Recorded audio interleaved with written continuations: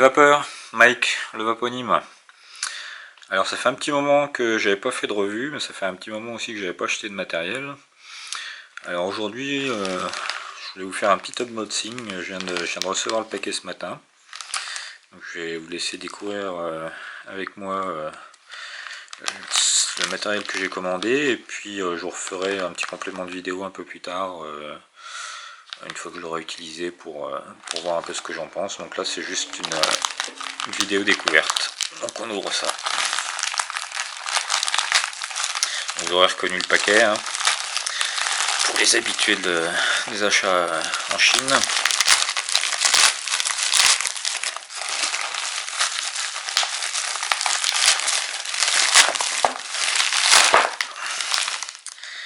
Donc un produit Joyetech.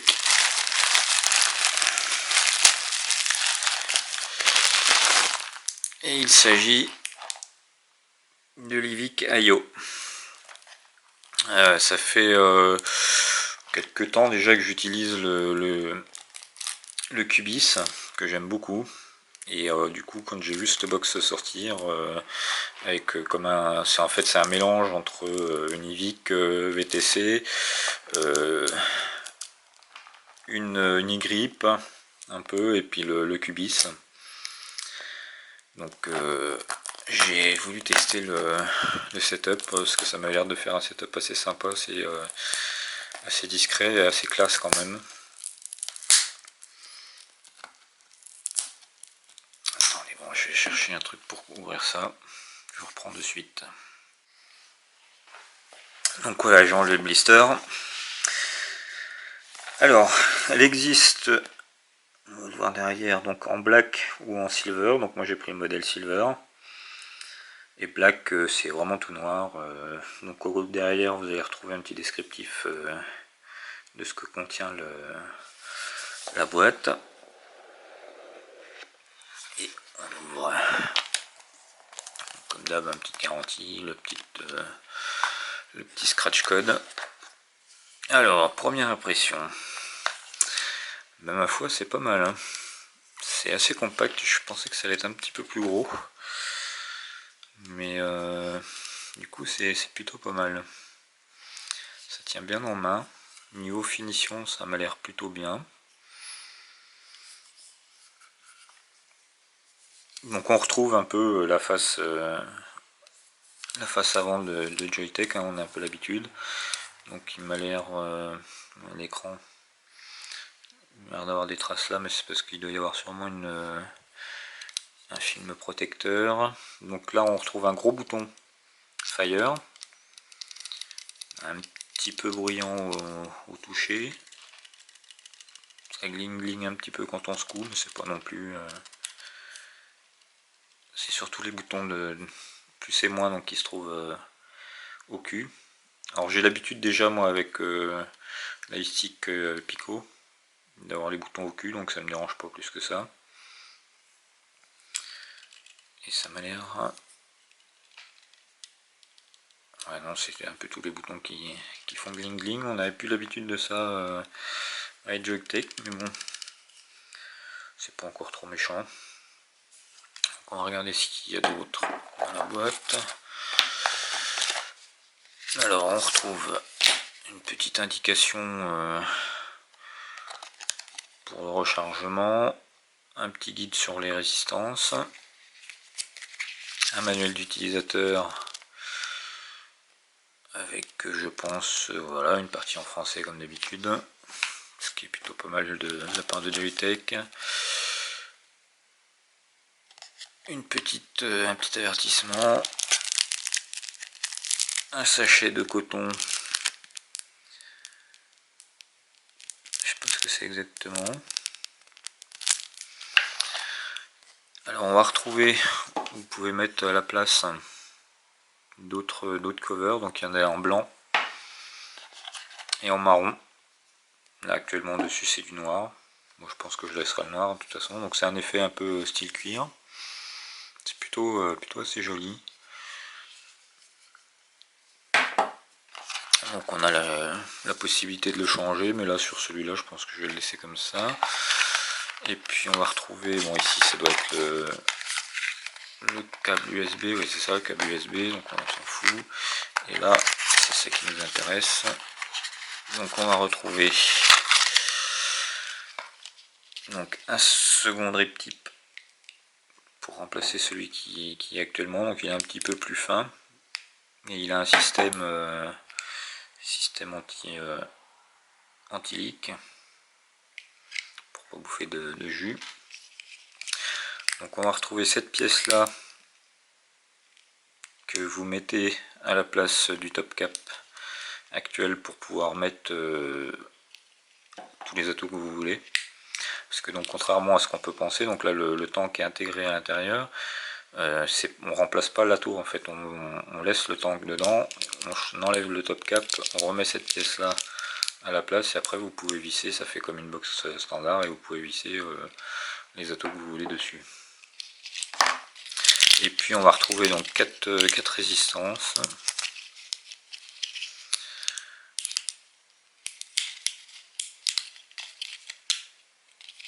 Donc 2 en classique, donc 2 résistances Cubis classiques. Donc il y en a une en 0,5, donc ça c'est celle que moi j'utilise tout le temps, ça tombe plutôt bien. Une autre, moi c'est exactement ma vape, hein, la 0,5.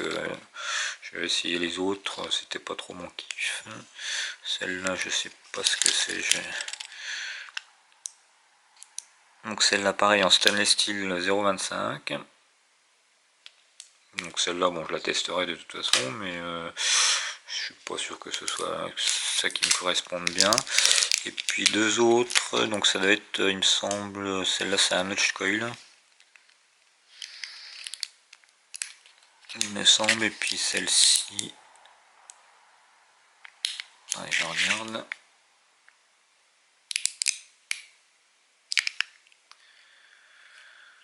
Celle-ci ça m'a l'air d'être une reconstructible, donc à voir. J'ai pas bien regardé. Ça je vous le dirai plus tard quand je ferai la revue un peu plus détaillée. Donc là ce qui nous intéresse principalement c'est ça. Alors attendez, je vais chercher une batterie pour la mettre en route. Alors voilà. Alors sur le truc ils nous disent bien qu'il vaut mieux mettre donc une batterie avec un fort pouvoir de décharge. Donc là moi j'ai pris une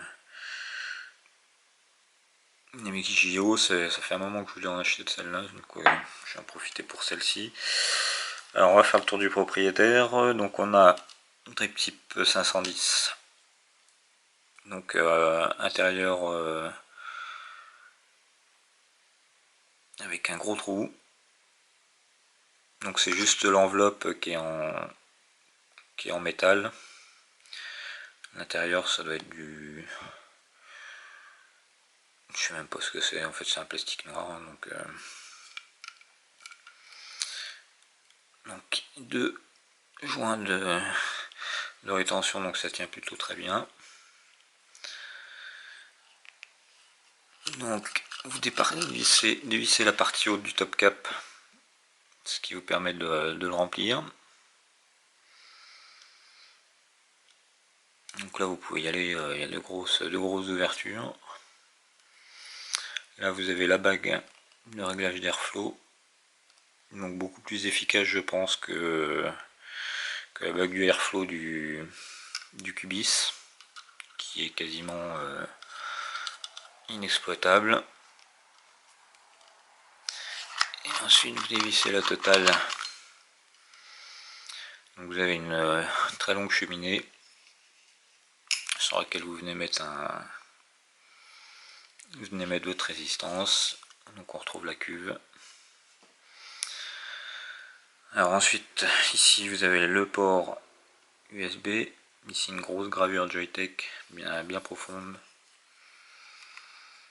De ce côté-ci Ivicaio, donc c'est propre, c'est net, c'est bien fait. La trappe ça bouge pas d'un poil. Ici vous avez une encoche pour pouvoir l'ouvrir. Vous avez un gros aimant ici qui va venir le fermer. Bon, c'est très propre hein, comme d'hab. Ici pot négatif sur ressort. Les contacts ça doit être en laiton je pense. Et puis le gros avantage par rapport à la e-grip, vous pouvez enlever la cuve pour la nettoyer. Donc ça, c'est un gros point positif de l'Atto. Et alors il me semble, oui c'est bien ça, donc ici je sais pas si on va bien le voir, vous avez une espèce de petit truc blanc qu'on voit ici, et en fait ça doit être une LED qui éclaire le fond de la cuve comme la IO, LIGO IO. Donc vous pouvez choisir la couleur ou choisir que ça éclaire pas. Alors en théorie ça a une contenance de 3,5 ml il me semble. Alors ici vous voyez c'est légèrement sur ressort, le petit pin là. Donc normalement vous remettez la cuve, c'est un petit peu plus, ouais, c'est un petit peu raide à remettre. En plus je suis pas en face donc c'est pas évident.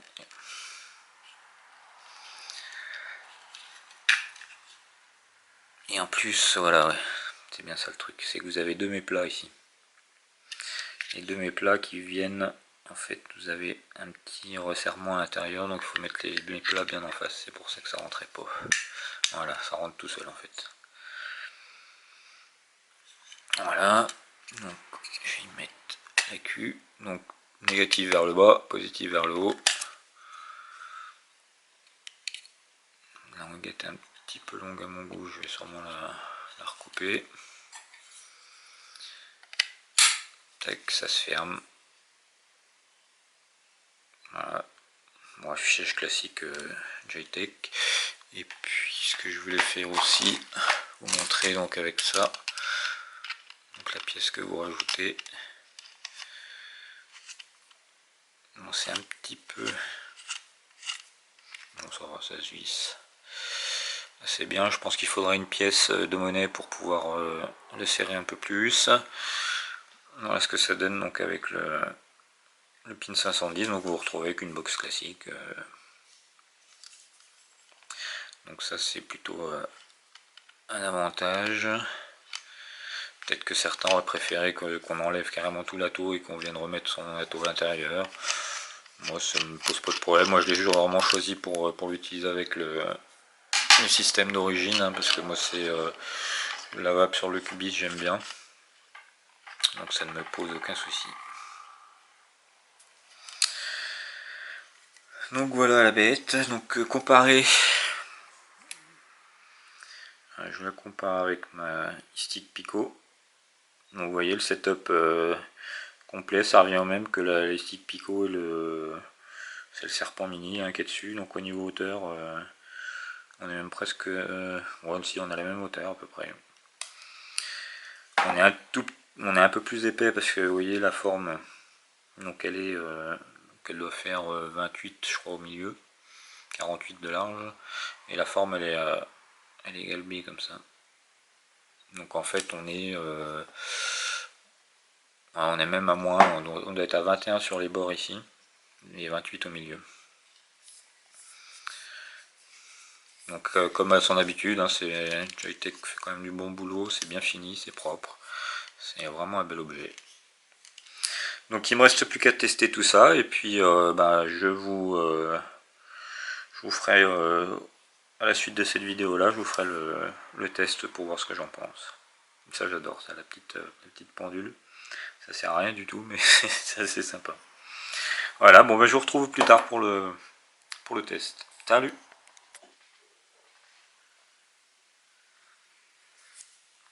Voilà, alors de retour après quelques jours d'utilisation, pour vous donner, donc après le déballage, je vais vous donner un peu mon avis sur cette box. Donc ceux qui sont habitués au firmware de chez Joyetech seront pas dépaysés.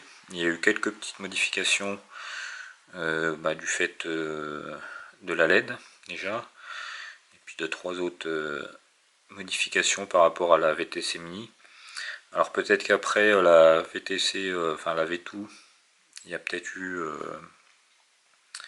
déjà ces modifications. Sur la e-grip aussi, je sais pas parce que je les ai pas testés. Donc je vais vous montrer tout ça vite fait. Alors un des premiers changements, donc ça va être la pendule qui apparaît, donc au bout de, ça va être à peu près 30 secondes, quand vous avez pressé le fire. Donc vous êtes sur cet écran là, vous avez un autre écran au choix, je vous montrerai après. Donc ça doit être au bout de 30 secondes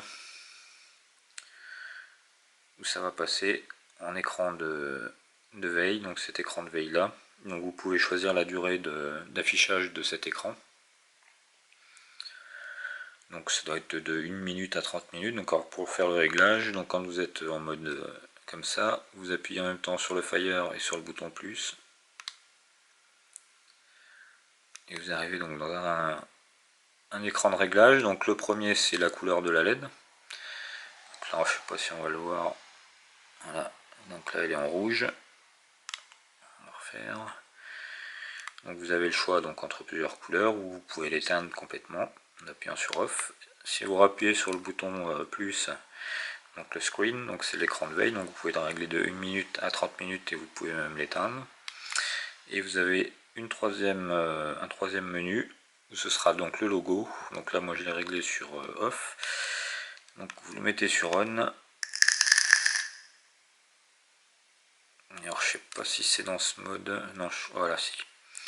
Donc en fait il se met à la place de la température. Sur les autres modes il se met de toute façon à cet endroit là, et vous pouvez mettre votre propre logo. Alors à savoir que quand vous recevez la box, le logo n'est pas disponible, enfin il n'est pas chargé dans la box, donc il faudra le charger vous-même. Donc vous chargez le fichier de mise à jour sur le site Joytech, et vous avez donc quand vous ouvrez le programme, vous avez un bouton mise à jour, un bouton exit pour sortir, et au milieu vous aurez un bouton logo.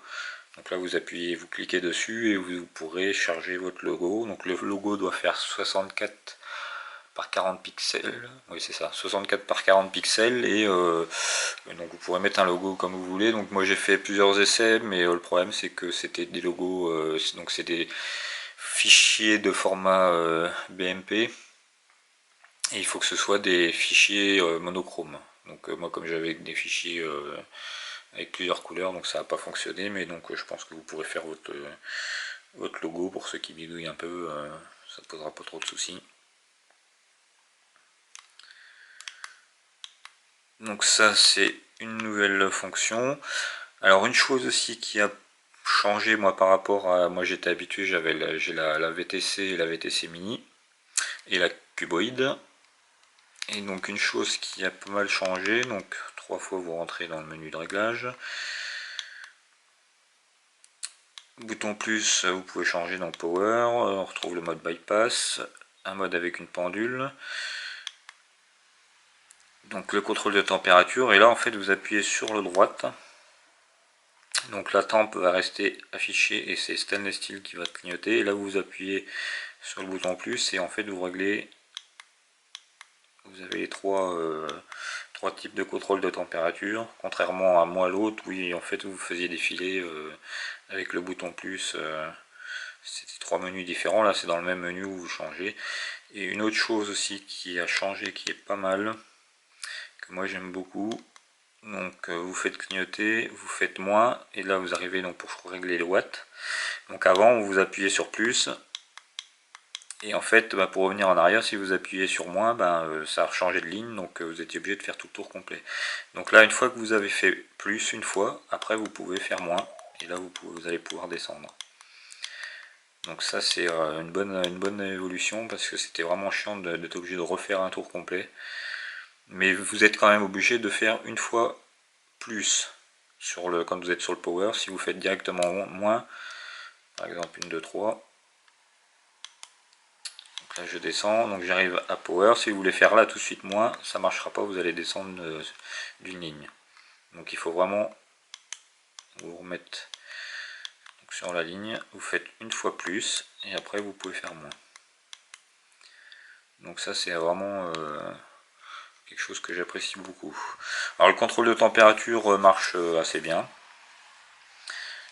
Contrairement à à la stick 60 watts que j'ai, la Pico je n'ai pas essayé, mais la stick 60 watts, le contrôle de température en fait il balance, et quand il arrive en protection il coupe carrément, donc ça fait une vape assez hachée qui est pas forcément très agréable, alors que là c'est vraiment la puissance qui baisse, donc ça continue à envoyer mais la puissance baisse pour pas que le col chauffe de trop, donc ça c'est quelque chose de pas mal. Une autre chose aussi pour régler l'heure, j'ai un petit peu galéré au début. Alors en fait vous mettez sur la pendule, donc là vous avez le chiffre qui clignote, vous appuyez une fois sur moins, vous allez faire clignoter les aiguilles, là vous appuyez sur plus, vous allez passer en affichage digital, donc vous avez la date qui clignote, et là vous appuyez sur moins, et donc vous allez pouvoir régler l'heure. Donc même principe, vous appuyez une fois sur plus, après vous pourrez... Ah non, j'ai dit une bêtise. Donc pour régler l'heure, vous êtes obligé de faire le tour. Bon, en même temps, c'est pas non plus... Merde, c'est pas non plus des valeurs trop grandes.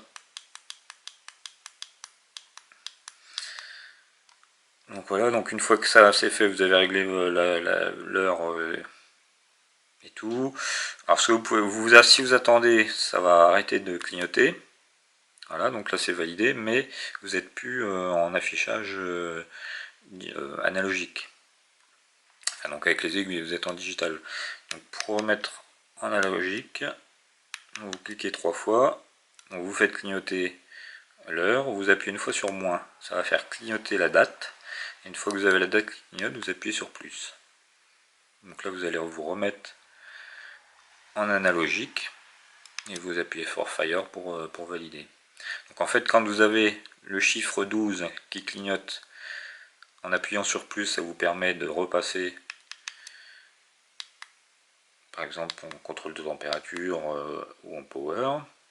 Et quand vous avez les aiguilles qui clignotent, si vous appuyez sur plus, ça va vous permettre de changer entre analogique et digital. Voilà, donc c'est un petit truc que j'ai un petit peu galéré au début, mais ça comprend assez vite. Voilà, donc au niveau vape, bon, on se retrouve avec une vape sensiblement identique avec un Cubis. J'ai pas été trop dépaysé, moi j'aime assez cette vape, ça me fait penser un petit peu, pour ceux qui ont connu, à la vape sur carto. C'est un petit peu le même rendu, avec plus de puissance, parce que les cartos c'était quand même...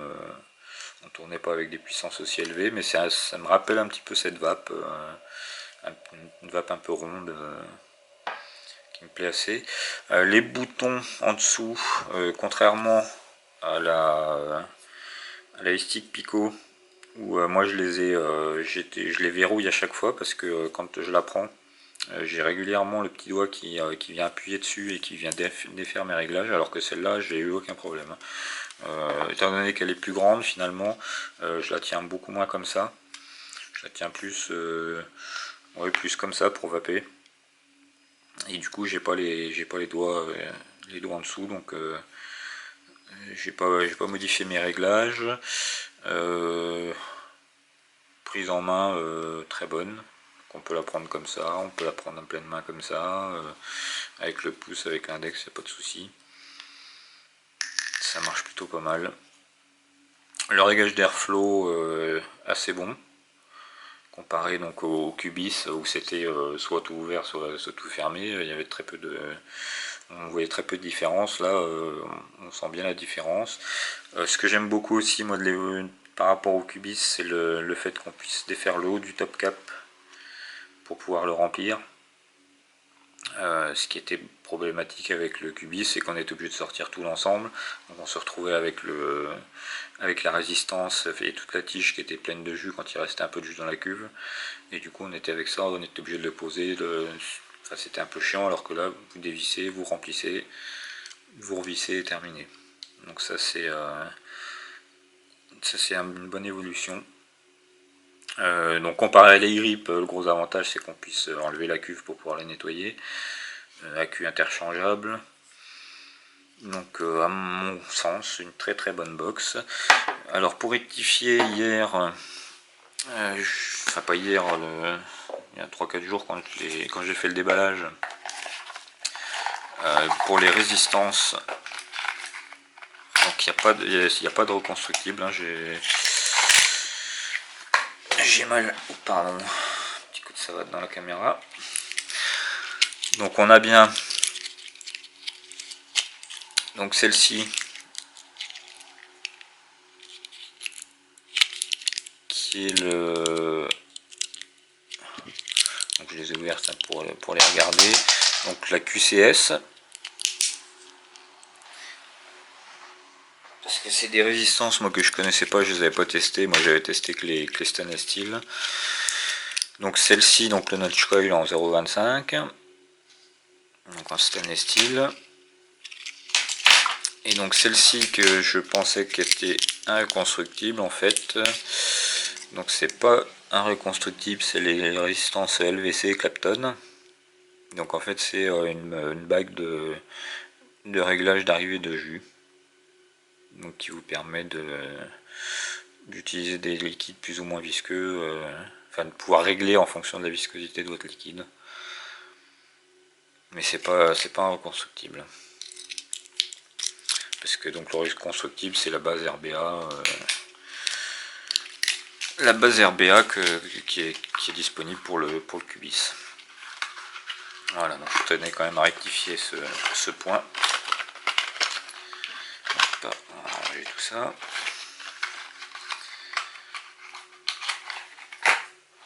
Alors, ce que j'en pense, plutôt que du bien. Moi, je suis assez fan des produits Joyetech depuis un petit moment. Moi, j'ai commencé à vaper avec ça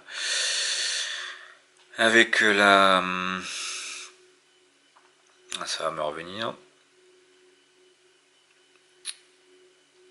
Non, ça va pas me revenir. Donc avec la cigarette qui avait son boîtier qu'on ouvrait, et ça ressemblait à une cigarette, je sais plus comment elle s'appelait. Enfin, je vous le mettrai en incrustation. Je vais rechercher le nom. Et depuis j'ai eu la VTC, la VTC Mini, la Cuboid. Donc c'est vraiment des produits que j'aime bien. Niveau finition, ils sont assez bien finis. Là, petit défaut, ce petit bruit de boutons qu'on était plus vraiment habitué avec Joyetech. Niveau gestion de la batterie, le firmware est plutôt pas mal. Contrairement moi à la STIC 60 watts qui descend les batteries assez vite et qui se met à clignoter alors qu'il reste qu'il reste pas mal d'autonomie dans la batterie. Bon, après quand on le sait ça va, mais elle se met à clignoter quand même très vite. Là il n'y a pas de problème particulier. Bon, la petite LED qui s'allume, c'est un gadget, mais bon, c'est assez sympa. Le fait qu'on puisse la personnaliser, ça c'est assez sympa, qu'on puisse changer le truc. Alors, moi noir j'aime bien, le blanc je suis pas fan. Je pense que sur le blanc, sur la box toute noire, ça peut être sympa. Mais sur celle-là, je suis pas fan. Les marrons, moi, je trouve ça un peu vieillot, donc c'est pas mon kiff. Alors est-ce que je la conseillerais? Je pense que oui, hein, aussi bien pour des débutants que pour des... moi ça fait plus de 3 ans que je vape, donc on va pas dire que je suis un expert, mais je commence à connaître un peu le matos et je prends quand même plaisir à vaper avec. Surtout qu'il y a quand même une quantité de styles de résistance différents assez important, donc ça vous permet d'avoir une vape adaptée à votre goût. Donc ça c'est un bon point, et en plus les résistances sont pas non plus niveau tarif, on doit tourner autour de pour les basiques, hein, les BF, on est autour de 10 balles les 5, donc c'est pas non plus des prix délirants à 18-20 balles les 5, ça reste assez raisonnable. Et ils ont une durée de vie, moi j'arrive à tenir, bon je ne vais pas exclusivement sur cette box, mais avec des résistances BF j'arrive à tenir une quinzaine de jours quasiment.